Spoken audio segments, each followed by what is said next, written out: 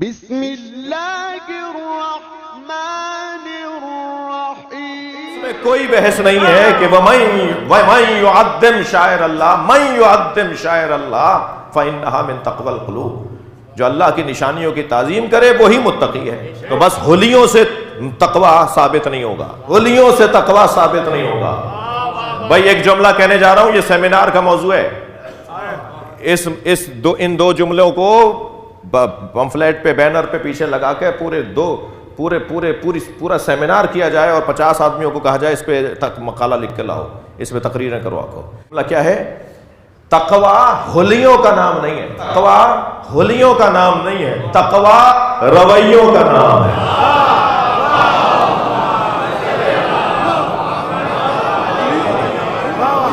رویہ بتائے گا کہ یہ متقی ہے بھی یا نہیں۔ معلوم ہوا کہ جب انہیں کوئی اللہ کی نشانی نظر آئی تو یہ بغیر بولتی نشانیوں کی تعظیم کی توفیق کیوں پائیں، یہ خاموش نشانیوں کی تعظیم کیوں کریں جب انہوں نے بولتی ہوئی اللہ کی نشانیوں کی تعظیم نہیں کی۔ یہ مزار کی، روزے کی، ذریح کی، گنبد کی، مینار کی تعظیم کیوں کریں، یا علم کی، تابوت کی تعظیم کیوں کریں جب انہوں نے بولتی ہوئی اللہ کی نشانیوں کی تعظیم نہیں کی۔ قرآن تعظیم نہ کرنے والوں کو منہ نہیں لگاتا، قرآن بدتمیزوں کو منہ نہیں لگاتا، قرآن بد تہذیبوں کو منہ نہیں لگاتا۔ وہ لوگ جو ادب نہیں کرتے ہوں قرآن انہیں اہمیت نہیں دیتا۔ لہذا وہ بولتے ہوئے لوگ، وہ چمکتے ہوئے نورانی چہرے، وہ جن کی آنکھوں میں معجزہ، وہ جن کے لعاب میں معجزہ، وہ جن کے بالوں میں معجزہ، وہ جن کے تراشیدہ ناخونوں میں معجزہ، وہ جن کے لعاب دہن میں معجزہ، وہ جن کے پسینے سے نبی بنتا ہو، انہوں نے ان کی تعظیم نہیں کی۔ مگر اللہ تو اس سے زیادہ چاہتا ہے۔ اللہ ان کا مقام تو کیا ہے، میرے اور آپ کی بس کی بات نہیں ہے سمجھنا۔ اللہ تو ان سے منسوب بے جان چیزوں کی تعظیم چاہتا ہے۔ دقت چاہوں گا عزیزو، اللہ ان سے منسوب بے جان چیزوں کی تعظیم چاہتا ہے۔ لہذا ارشاد ہوا فی بیوتن، سورہ مبارکہ نور، فی بیوتن اذن اللہ ان ترفع ویذکر فیہا اسمہ ویسبح فیہا بالغدو والآصال۔ فی بیوتن اذن اللہ ان ترفع، حکم الہی ہے کہ جن گھروں میں اللہ کا ذکر ہوتا ہے ان ترفع، انہیں بلند کرو، انہیں اونچا رکھو، انہیں عظیم جانو، ان کی تعظیم کرو۔ اس لیے کہ رفع کے دو معنی ہیں۔ سننا چاہتے ہیں کچھ لغت کی بحث؟ ان ترفع، رفع کا لفظ استعمال ہوگا رفع مادی اور رفع معنوی دونوں کے لیے۔ رفع مادی کیا ہے؟ میں اس وقت تیسرے زینے پہ بیٹھا ہوں، یہ بچہ نیچے بیٹھا ہے، یہ رفع مادی ہے۔ میں مادے کے طور پر مادی دنیا میں اوپر بیٹھا ہوں، لیکن یہ ضروری نہیں ہے کہ جو مادی دنیا میں مادی اعتبار سے اوپر بیٹھا ہو وہ معنوی اعتبار سے بھی اونچا ہو۔ بہت ہی روشن بات، جو معنوی اعتبار سے نیچے بیٹھا ہے، جو مادی اعتبار سے نیچے بیٹھا ہے، ضروری نہیں ہے کہ وہ معنوی اعتبار سے بھی نیچے ہو۔ موٹی دلیل یہ ہے کہ ذاکر مولا کے زمانے میں، ائمہ کے زمانے میں ممبر پہ بیٹھتا تھا اور امام نیچے بیٹھتے تھے۔ کسی میں جرأت ہے تو کہہ دیں کہ وہ اونچا بیٹھا تھا، وہ بلند تھا، وہ اونچا تھا۔ وہ مادی طور پر تو اوپر بیٹھا تھا، مگر معنوی طور پر اس کا کوئی مقایسہ ہی نہیں ہے اس ظاہری طور پر نیچے بیٹھنے والے کے ساتھ۔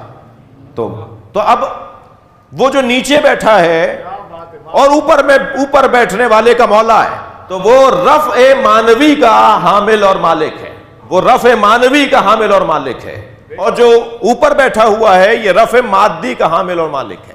تو بس روشن ہوئی بات کہ رفع کے دو معنی ہیں، رفع معنوی اور رفع معنوی، رفع معنوی اور رفع مادی۔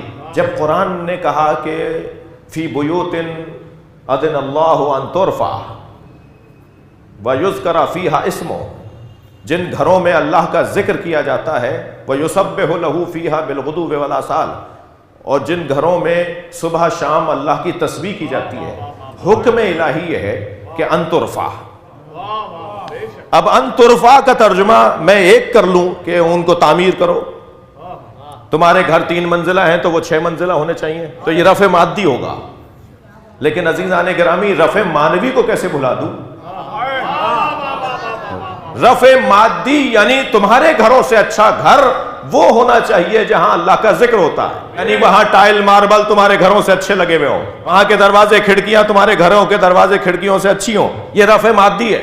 لیکن رفع معنوی کیا ہے؟ رفع معنوی یہ ہے کہ خبردار، تم اپنے گھروں میں داخل ہوتے وقت وضو نہیں کرتے، تم اپنے گھروں میں داخل ہوتے وقت قربتاً اللہ کی نیت نہیں کرتے، تم اپنے گھروں میں داخل ہوتے وقت بہت سارے کاموں کا احساس نہیں کرتے. اگر جب یہاں داخل ہو تو اجازت لے کے جانا، یہاں داخل ہو تو وضو کر کے جانا، یہاں داخل ہو تو نیت کو صاف پاک کر کے جانا.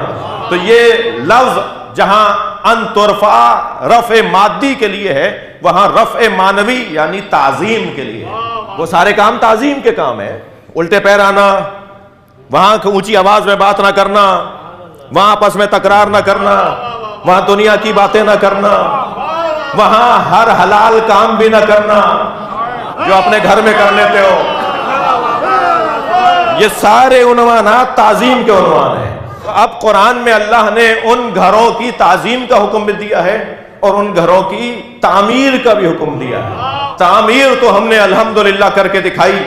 ساری دنیا میں کسی گھر میں بھی اتنا سونا نہیں لگا ہوا جتنا حسین کے گھر میں لگا ہوا. دنیا میں کسی گھر میں بھی اتنا سونا اور اتنا قیمتی جواہرات اور ہیرے نہیں لگے ہوئے جتنا خانہ کعبہ میں لگے ہوئے ہیں. خانہ کعبہ کا نام ضرور لوں گا اس لیے کہ امام حسین کی زری پر اور روزے پر لگے ہوئے سونے کے دروازے تو لوگوں کو نظر آ جاتے ہیں اور خانہ کعبہ کے کروڑوں ڈالروں کا غلاف نظر نہیں آتا. مگر دونوں صحیح ہیں، دونوں صحیح ہیں اور اس سے زیادہ ہونے چاہیے. جتنا اب تک کیا گیا ہے کچھ بھی نہیں کیا، اور زیادہ ہونا چاہیے، اور زیادہ ہونا چاہیے. ہمارے پاس تو اگر پوری دنیا کے محبان حسین، سنی شیعہ کی بات کر رہا ہوں، ان کے پاس اگر پیسہ ہو تو امام حسین کا ایک ٹائل سونے کا ہو. تو ابھی دروازے سونے کے ہیں، یہ تو ابھی زری سونے کی ہے. امام حسین اور مولا علی کے مزار کا تو ہر ٹائل سونے کا ہو. اور جتنا ہم کر سکتے ہیں اتنا کریں، اور ہر سال اور ہر کچھ مدت کے بعد اس میں اضافہ ہونا چاہیے. ایسے ہی خانہ کعبہ بھی، اس لیے کہ قرآن کی اس آیت کے مطابق جہاں اللہ کا ذکر ہو، جہاں اللہ کی تسبیح کی جائے، ان گھروں کی تعمیر کرنی ہے. یہ بچے جوان اپنے دماغ سے یہ بات نکالیں کہ صاحب یہاں تو فاقے ہو رہے ہیں اور وہاں سونا لگا ہوا ہے. امام حسین کی نیاز نظر کے موقع پر اور کربلا کو سجانے کے موقع پر یتیم اور بیواؤں کا خیال کرنے والے لوگوں کے لیے جملہ کہوں گا، تم نظام کربلا کو اتنا مضبوط بنا لو کہ پھر حسین خود یتیموں کو پال دیں. صلوات پڑھے محمد و آل محمد.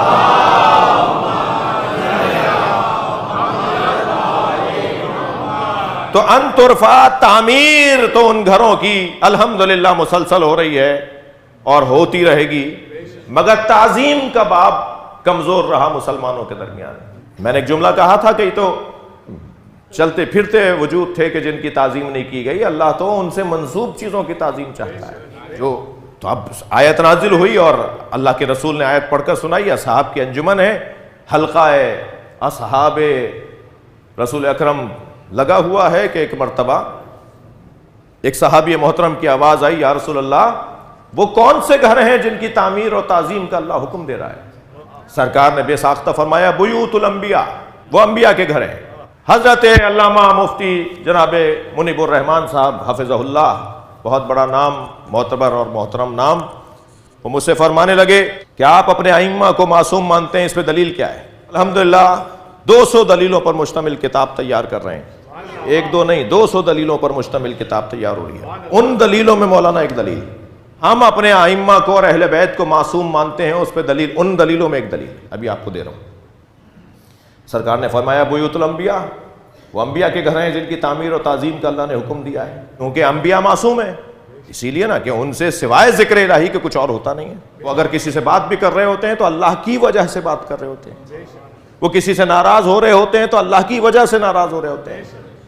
وہ ذکر الہی کے حامل نہیں ہوتے بلکہ پورا وجود ان کا ذکر الہی ہو جاتا ہے. ان کی زبان ذاکر ہوتی ہے, ان کی آنکھ ذاکر ہوتی ہے, ان کا کان ذاکر ہوتا ہے, ان کا سانس ذاکر ہوتا ہے.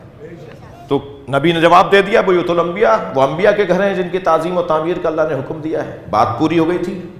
خود دلیل عصمت انبیاء ہے کہ وہ ان کے ہاں سوائے اللہ کے ذکر کے, یعنی عصمت کی ایک دلیل یہ کہ جہاں ذکر الہی غالب آ جائے وہ معصوم ہے. جس کی زندگی پر حاکم ہو جائے ذکر الہی, اعجاز بھائی, جن کی زندگیوں پر ذکر الہی حاکم ہو جائے وہ معصوم ہے. اس لیے نبی نے نام لیا بیوت الانبیاء. وہ انبیاء کے گھر ہیں کہ جن کی تعظیم و تعمیر کا اللہ نے حکم دیا. بات مکمل تھی. حضرت ابوبکر کی آواز آئی, یا رسول اللہ ھذا المکان منہم, یہ علی و بطول کا گھر ان میں سے ہے. یہ حضرت ابوبکر کا سوال کرنا بتا رہا ہے کہ ان کا عقیدہ بھی یہی تھا. ان کا عقیدہ بھی یہی تھا کہ وہ چاہتے تھے, وہ سوچتے تھے کہ یہ گھر عام گھر نہیں ہے. ھذا المکان, یہ والا مکان بھی ان میں سے ہے. سرکار نے پہلے جواب دے دیا تھا. بہت سو کی مرادیں پوری ہو جاتی ہیں اگر نبی تکرار فرما دیتے اور فرماتے کہ میں کہہ تو چکا کہ انبیاء کے گھر مراد ہیں, لیکن نبی مکرم نے جواب کیا ارشاد فرمایا, جیسا سوال ہوگا ایسا جواب ہوگا. سرکار نے جواب دیا نعم من افضلہا, یہ ان سب سے افضل ہے.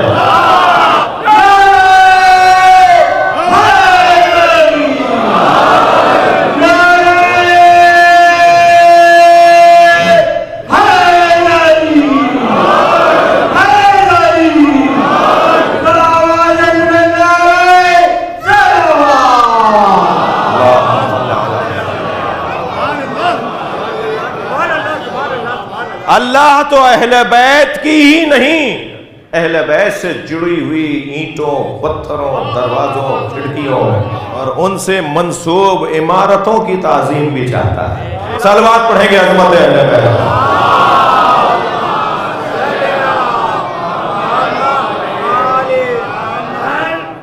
گھر فاطمہ زہرا کا عجب شان کا گھر ہے. واہ, یہ وحی کی منزل ہے تو ایمان کا گھر ہے. اسلام کے ماحول میں ایمان کا گھر ہے. ارے بھائی مومن کی, منافق کی یہ پہچان کا گھر ہے. کچھ لوگ مرے جاتے ہیں اس رنج و محن میں. اس گھر کا جو دروازہ ہے مسجد کے ساتھ